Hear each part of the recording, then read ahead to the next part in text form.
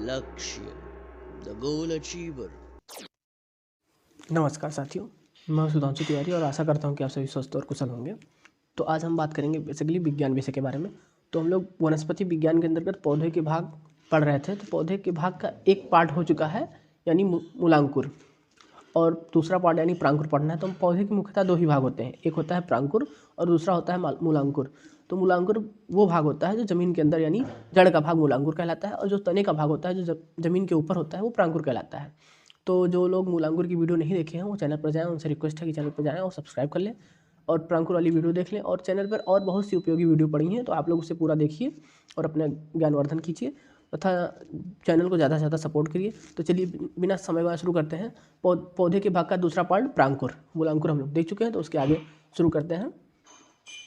प्रांकुर को जो है प्रोह तंत्र यानी शूट सिस्टम भी कहते हैं, और मूलांकुर को हम लोग रूट सिस्टम यानी जड़ीय तंत्र कहते थे।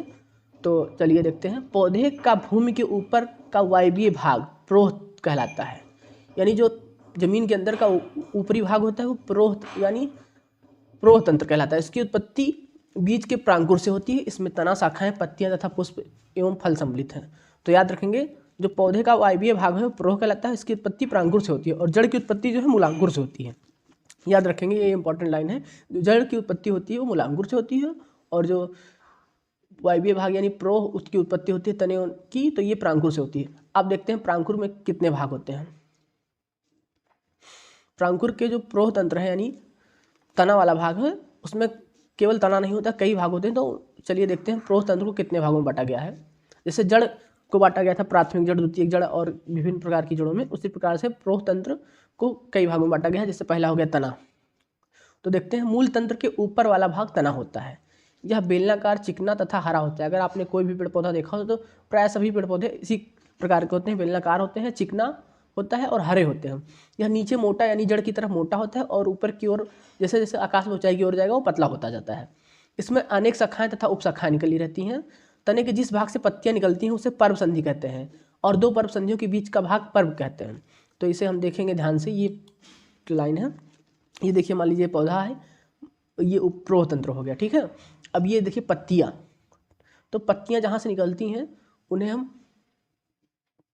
देखिए, जहां से पत्तियां निकलती हैं उसे पर्व संधि कहते हैं। तो यहाँ देखिए पर्व संधि हो गया, जहां से ये पत्ती निकलती है, ये देखिए यहाँ ये पर्व संधि कहलाता है।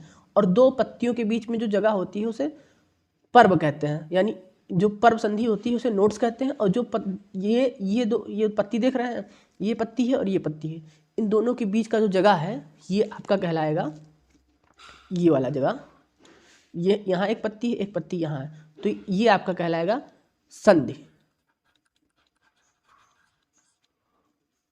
और ये जो है पर्व संधि कहलाता है, जहाँ से पत्तियाँ निकलती हैं पर्व संधि कहलाता है।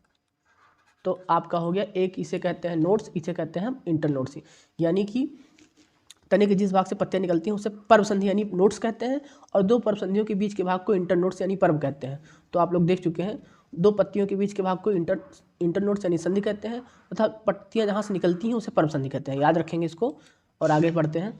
तने की विशेषताएँ क्या हैं? तो तने की निम्नलिखित विशेषताएँ हैं। जैसे कुछ तने भूमि के अंदर ही वृद्धि करते हैं जो खाने योग्य हो जाते हैं।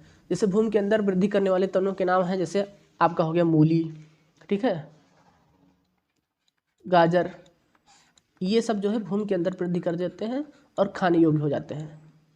गाजर जो है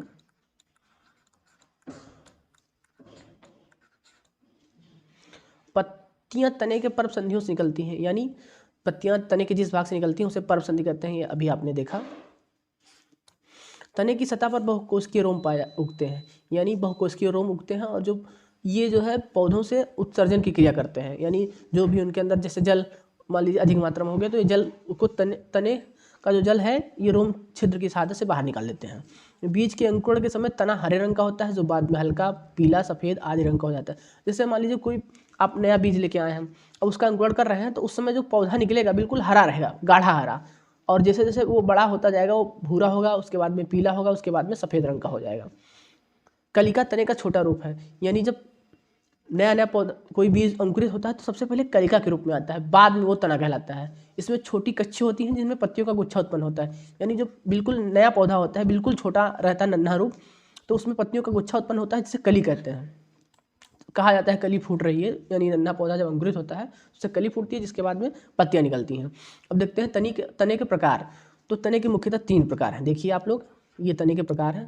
पहला हो गया आपका भूमिगत तना, दूसरा हो गया अर्धवायवीय तना और तीसरा हो गया वायवीय तना।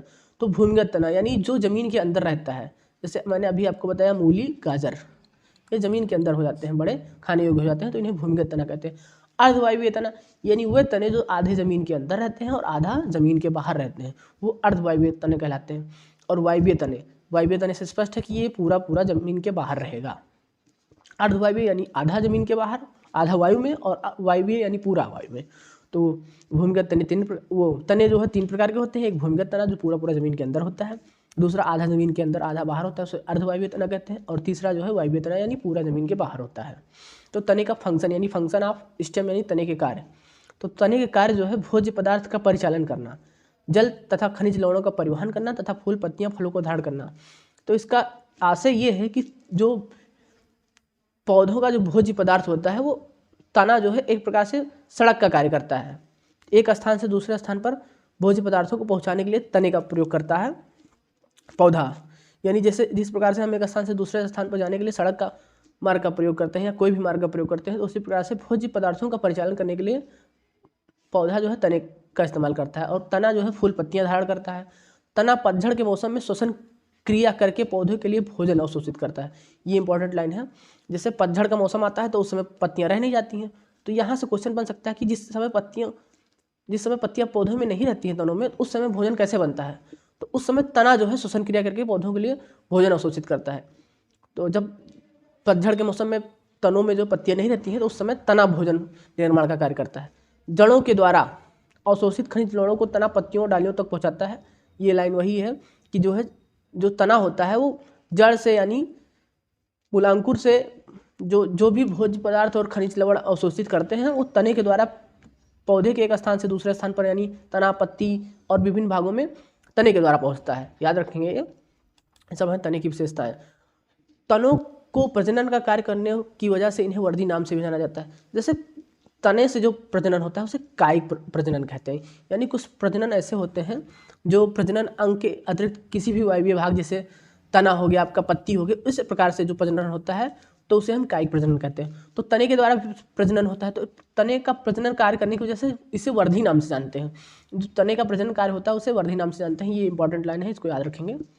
तने में छोटे छोटे छिद्र होने के कारण ये पानी यानी H2O उत्सर्जन करते हैं और CO को अवशोषित करते हैं।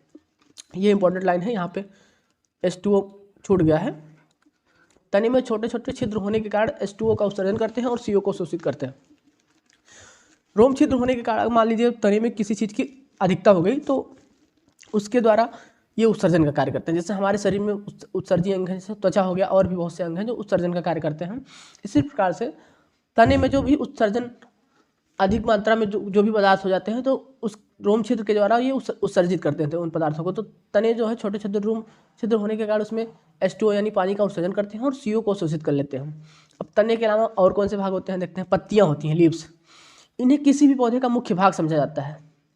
पत्तियां मुख्यतः बहुत ही पतली होती हैं और रंग सदैव हरा ही होता है। अगर आपने कोई भी पौधा देखा होगा तो ये आपको मालूम होगा कि पत्तियों का रंग सदैव हरा ही होता है और ये मुख्य भाग होती हैं पत्तियां। अब पत्तियों के प्रकार के बारे में देखते हैं। मुख्यतः पत्ती के निम्नलिखित 3 भाग होते हैं। पहला हो गया पर्णाधार यानी लीफ बेस। तो पत्ती का वह भाग जो इसे तने से जोड़ता है पर्णाध कहलाता है। यह कुछ फूला तथा चपटा होता है। इसमें विलग्न परत पाई जाती है जो पत्ती के पकने पर इसे तने से अलग कर देती है। जैसे पत्ती पीली या पक जाती है तो टूट के गिर जाती है, तो ये विलग्न परत पाई जाती है, इसी के कारण ये तने से अलग हो जाती है। तो पर्णाधार हम आप देखते हैं कि पर्णाधार क्या होता है। ये देखिए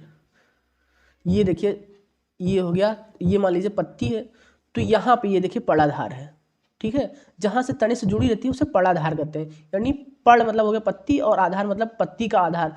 तो जहाँ से पत्ती निकलना शुरू होती है तने से तो उसे पर्णाधार कहते हैं। आगे देखते हैं अगला पार्ट। अब पर्णवृंत यानी पर्णवृंत कौन सा है अगला भाग। तो पर्णाधार से आगे का छड़ के समान लंबा भाग पर्णवृंत कहलाता है। यह हरा और चपटा होता है। यानी पर्णाधार से जो जहाँ से पत्ती जुड़ी होती है, ये देखिए छड़ के समान जो संरचना है इसे पर्णवृंत कहते हैं। ये देखिए ये पत्ती है, ये पड़ाधार हो गया, ये पत्ती हो गई। तो ये जो डंठल रूपी संरचना है इसे पड़वृंत कहते हैं। यहाँ से यहाँ तक पत्ती तक ये पड़वृंत हो गया। अब अगला भाग देखते हैं कि अगला भाग है पड़फलक, यानी ये पत्ती वृंत के आगे का भाग चौड़ा, हरा तथा चपटा भाग पड़फलक कहलाता है। इसके किनारे कटे कटे होते हैं। इसमें मध्य में एक मोटी सिरा होती है जो मध्यसिरा कहलाती है। इसमें अनेक शाखाएं निकलकर पड़फलक में जाती हैं और जाल के समान संरचना बनाती हैं, जिसे जालिकावत सिरा विन्यास कहते हैं। पत्तियों में हरे रंग का पदार्थ क्लोरोफिल पाया जाता है। अब पड़फलक हम आपको दिखाते हैं, पड़फलक क्या होता है। तो पड़फलक ये होता है, ये जो भाग है पत्ती का, ये देखिए मध्यसिरा है, ये जो है पड़वृंत से होकर गुजर रही है मध्यसिरा, ये आपका हो गया जहाँ पत्ती जुड़ी है उसे पड़ाधार कहते हैं, ये पड़वृंत हो गया। और ये पड़फलक हो गया पत्ती वाला भाग। ये देखिए इसमें सिरा विन्यास निकले हैं, यहाँ पे पत्तियाँ कटी कटी रहती किनारे पे, और इसमें कई सिराएं निकली रहती हैं, और यहीं पे क्लोरोफिल आपका होता है। ये आपका पत्ती का संरचना हो गया। आगे बढ़ते हैं। पत्ती का 3 प्रकार होता है।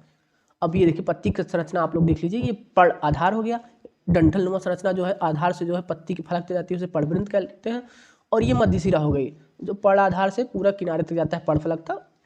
और पड़फलक खाली यहाँ का भाग, ये देखिए इस किनारे से इस किनारे का भाग पड़फलक कहलाता है। और ये डंठल नुमा संरचना जो है पड़फलक से जो पड़ आधार तक जुड़ा रहता है उसे पड़वृंत कहते हैं। और तने वाला भाग पड़ाधार कहलाता है जहाँ से पत्ती जुड़ी रहती है। तो इस आपको क्लियर हो गया होगा पूरा पत्ती के बारे में। पत्तियाँ 3 प्रकार की होती हैं। हम लोगों ने तनों के बारे में पढ़ा, तो तने भी 3 प्रकार के होते हैं। एक भूमिगत तना होता है, दूसरा वायवीय तना होता है, तीसरा अर्धवायवीय तना होता है। इस प्रकार से हम लोग का जो है प्रांकुर भी पूरा समाप्त हो गया है। तो पौधे